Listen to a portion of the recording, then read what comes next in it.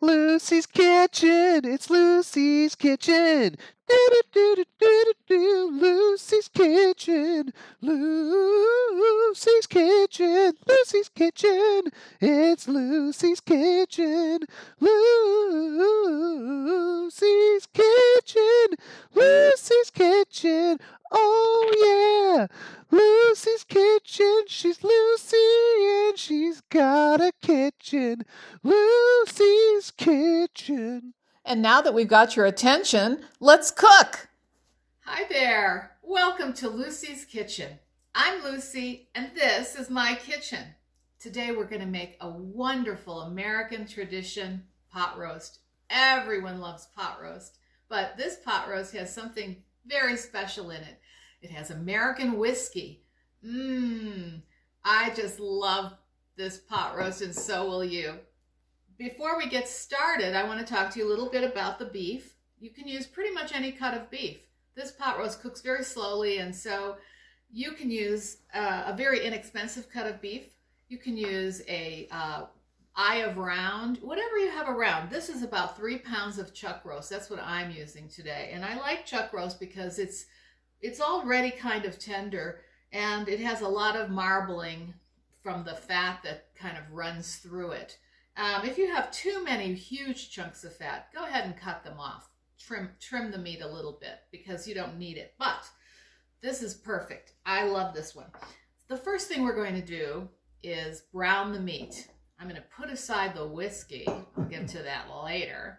And I'm going to pull some flour and some salt and pepper forward. Now, what we've got here is half a cup of flour, and we've got a teaspoon of pepper and a half teaspoon of salt. I'm just going to combine them in this little tub, mix them up. Now, when you're flouring chicken, you can put it in a bag, and that works very, very nicely. But because this is so big, I don't want to shake it in a bag. I don't want it to fall apart. It does have chunks of meat that are held together with bits of fat, so we really want it to just stay in one piece, at least for now. So I'm going to just sprinkle this flour on a little cookie sheet, and just going to put it in here and flour all the sides all around. Now this flour is going to do double duty for us. First of all, it's going to help the meat get nice and brown. Second, it's going to help thicken the sauce a little bit.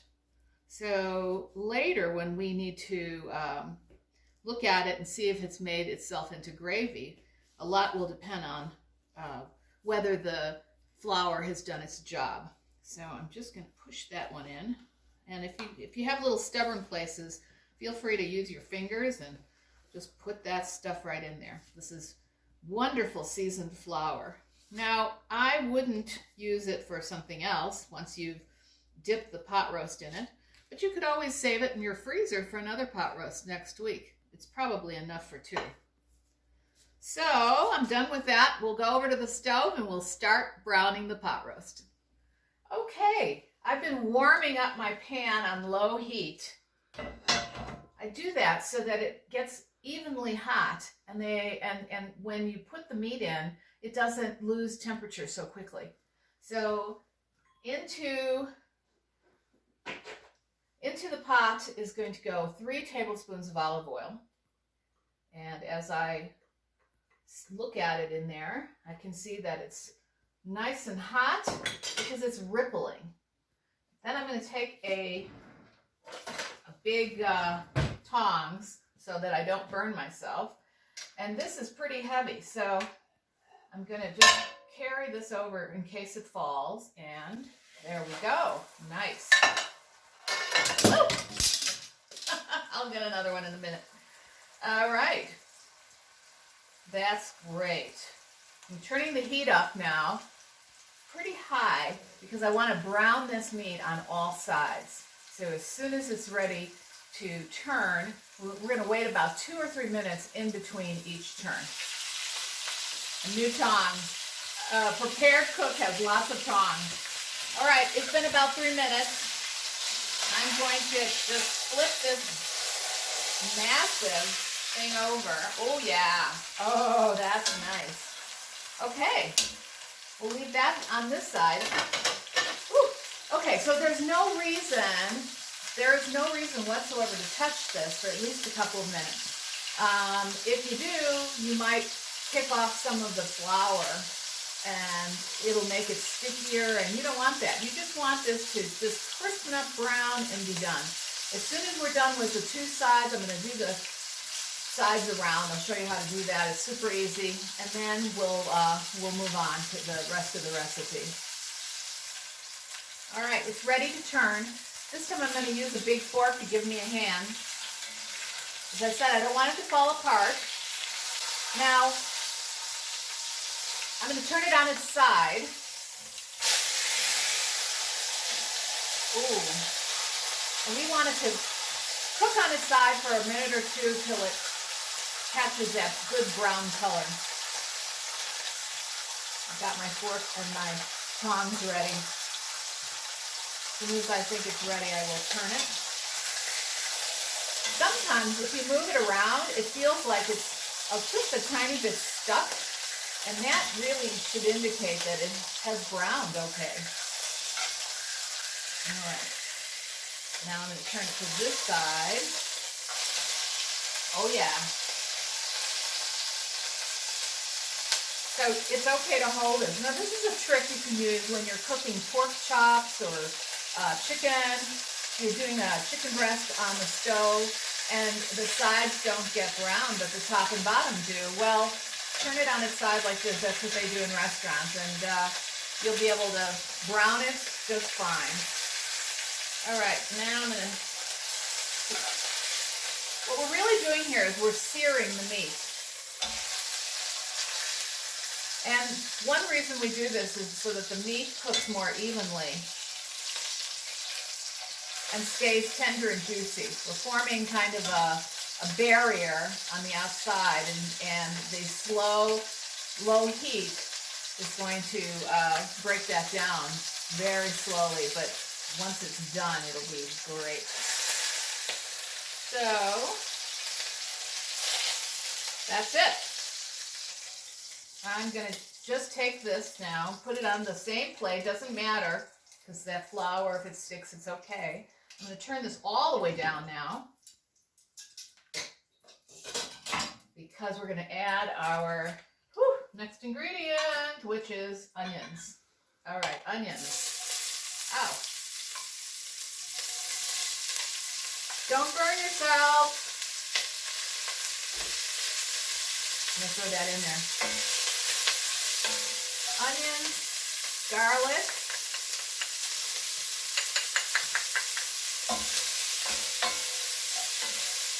celery,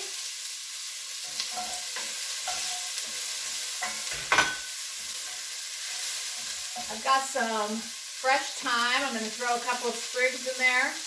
And I've got a couple of beautiful bay leaves, nice large bay leaves. If you have very small ones, use 3. There we go. And I'm going to stir this around for a minute until we get all the bits off the bottom. I guess that's called fond. It's kind of like deglazing the pan, but we're doing the deglazing using the juices from the onions and the celery. Oh man, that is gorgeous.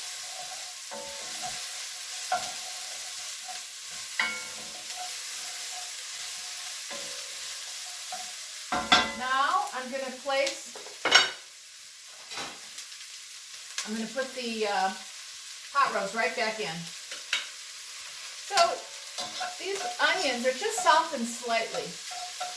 They're going to cook for a long time, so we're doing kind of the same thing we're doing with the pot roast. We're just searing them a little.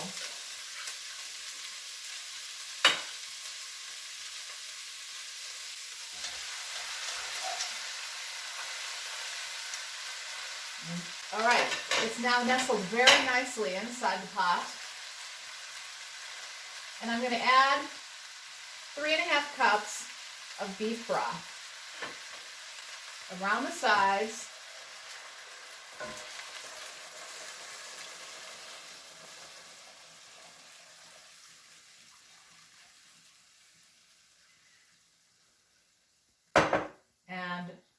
the lid right back on. In fact, I'm going to leave it off a little bit so I can see. I'm going to turn this up until it comes to a boil. Okay, I can see from the side here that it's bubbling. Oh yeah. So I'm just going to make sure everything's tucked down, push down any sneaky vegetables, and it's boiling away, which is perfect. Close that top, set it to low, and I'll see you in 2 hours. Welcome back. We've been cooking for 2 hours. Time to check our pot and see how the pot roast is doing.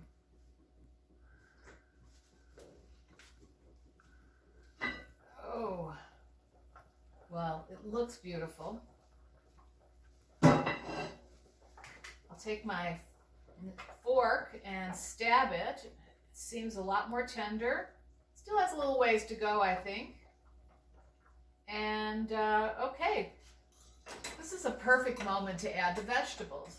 We're still going to cook this all together for about another hour.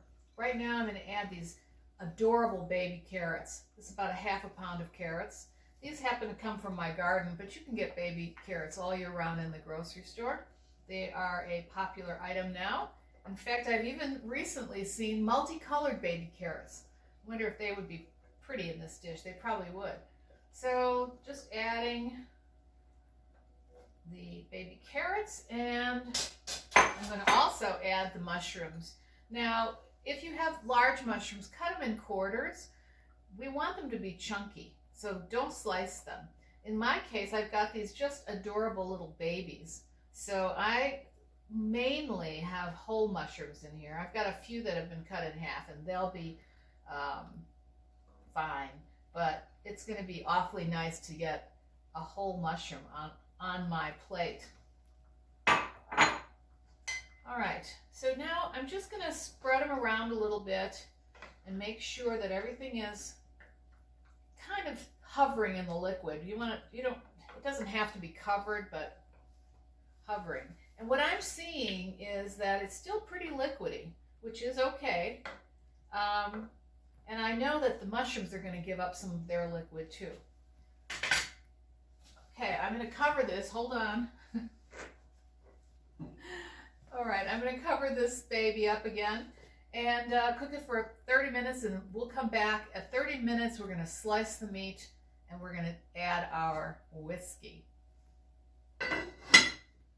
Well, it's been another 30 minutes. We've been cooking the mushrooms and the carrots along with the meat, and it's rolling now. It is cooking.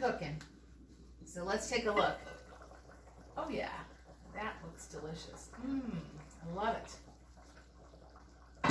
Right, I'm just going to turn it off for a few minutes. We're going to cook it some more, but this next step is to take the meat out, and I don't want any more splattering.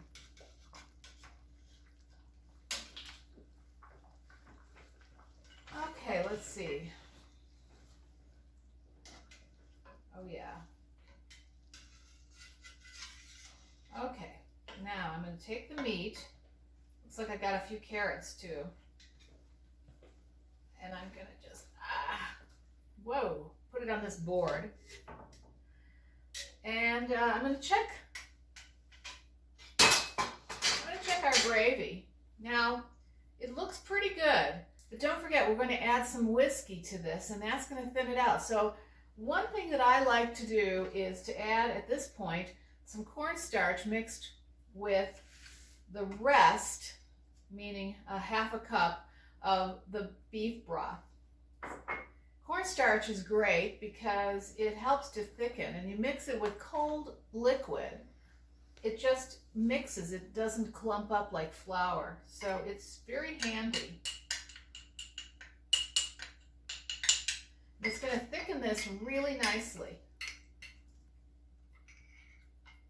So I'm just going to stir until it's mixed well.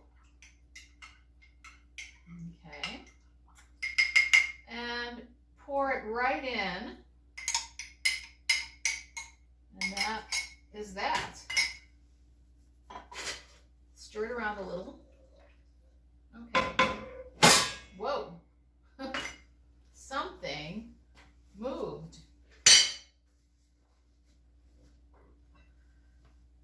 I'm going to let this sit for a couple of minutes, and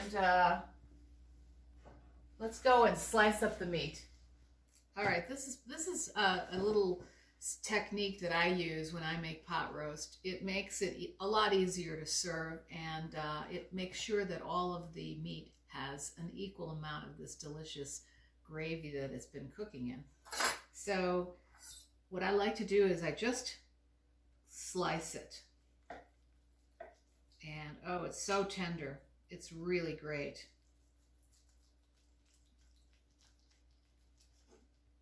It has wonderful fragrance. And I mean, it's just, if there were bones, it'd be falling off the bone. One thing you could do is you could allot a slice per person, or you could slice it in smaller pieces and let people have more than one. When you're cooking this dish, if you have 4 people, this 3-pound roast is probably perfect. If you are going to serve it to, you know, a group Sunday dinner, you probably want to get maybe a 4 or 5-pound roast so that you can serve 6 or 8 people very generously. And this is just marvelous. I'm so pleased with how it's turned out. Now that I'm done with this part, we're going to put it right back in and cook it a little bit longer. And this is where we add the whiskey. All right, now I'm going to put the meat back in. Before I do, I'm going to taste this gravy, because this is the perfect time to add salt or pepper or anything it might need.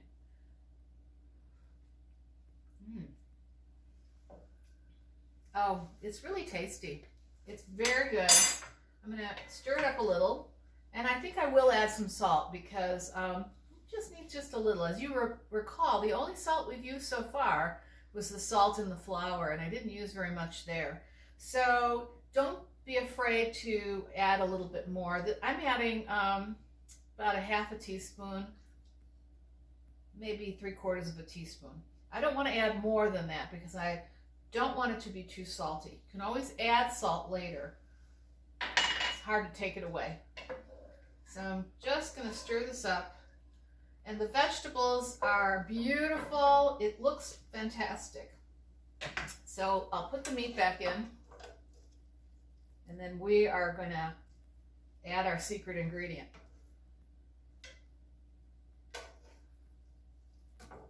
So we just kind of beautifully layer it in here.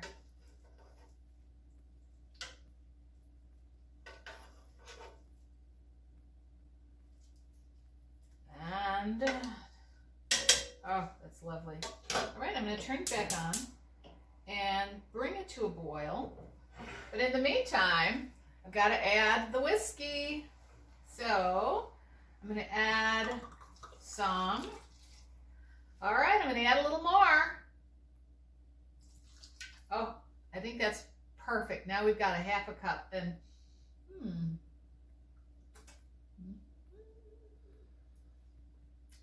yum, that's delicious. Well, I might have to try that again a little later. All right, bringing this to a boil, and there we go. Then I'll cover it. We'll turn down the heat. We'll simmer it for another 30 minutes. That'll give it a chance to thicken up and cook off some of the alcohol and leave all of the flavor. So it's perfect. Here we go. It's starting to boil already. One reason I like these enameled cast iron pans is that they really hold on to the heat. And we want that right here. Oh, look at that. It's just beautiful. So turn it down. See you in 30 minutes. Oh, here we go. This is going to be a major dinner tonight. Look Look at that. That's gorgeous. Okay, I can't wait to serve some of this. So I've got some mashed potatoes here that we made a little bit earlier, and can't wait to have them. I like to make mashed potatoes with the skins. Just, they look great that way. They're lumpier. I prefer that. With some butter and a little bit of whole milk and some salt and pepper. That's great. Now, what I'd like to do is, well, let's see. Let me start with picking out a couple pieces of meat. All right, so we got this one here. That's too big. Just a little bit of a something. Okay, that's perfect. For here, I'm going to take some of the gravy and pour it around.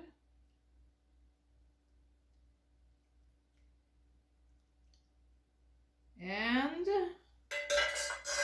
I want to highlight the vegetables. These beautiful carrots are so attractive. We got lots of them, so you can be generous. And then we've got these beautiful mushrooms. Got some right here. Make sure we have plenty of everything. Whoops, that's disappeared. Let's see, where are my mushrooms? Here they are. Oh, that's a cute one. Okay, so that's great.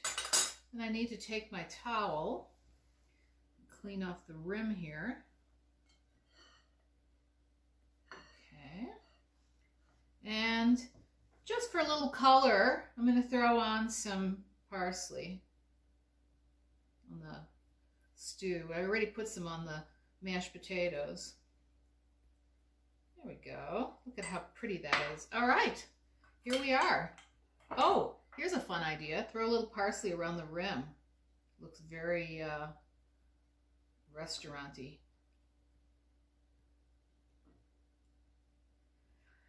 Okay, that's it. So now is my favorite part, which is to taste the treasure. I'm going to start back here and have some of this incredibly tender and moist and delicious pot roast.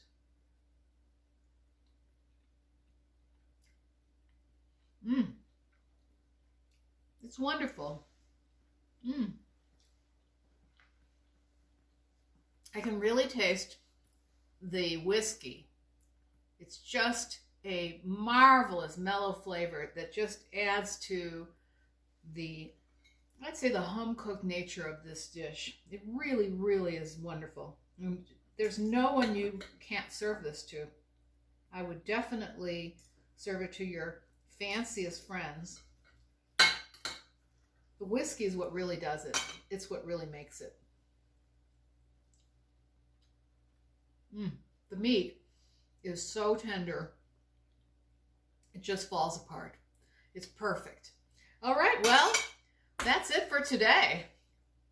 Thank you so much for joining us. Don't forget to like and subscribe, and come back next week when we'll have more delicious recipes from my kitchen to yours.